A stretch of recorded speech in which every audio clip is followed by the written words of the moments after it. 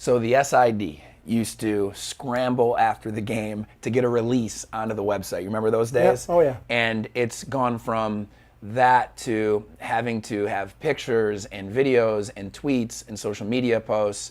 And there needs to be a team in place to support that. One person can't handle all those hats, right? So with that, there's roles just in the last 5 years that I know are new here at the university to try to produce that content, help be your own media company, as I've said a few times. Was that a conscious thing that you just decided 1 year specifically? Has that just evolved over time? Because there's several new roles that you didn't have here that the gentleman behind this camera right now participate in. Right, and again, I guess what I would go back to, Jim, is, and going back to when I first hired Jason, the first thing when I hired Jason, I think we'd produced three games in the previous year for ESPN Plus, I believe it was, or ESPN 3, actually. And when I first met with him, I talked to him about the importance of really growing not only that area, but everything that we do in terms of technology and video content.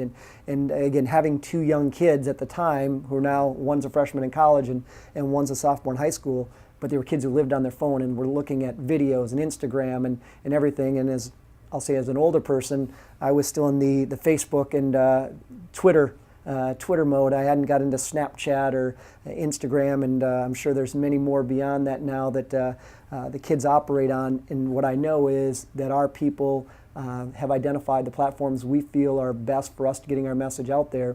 And through that, I've been given the education of, okay, if you want to do all this, then here's what we need to put in place to make this happen to the level that you want it executed at. And so that's where that growth has come, is through time, just having them educate me on what's needed to accomplish the goal that I've given them. And so that's how that support's come. I think they would probably all agree we could probably continue to expand more, but it's like anything in any business. You have a certain amount of budget, and you have to make tough decisions every year in terms of what you put your dollars in.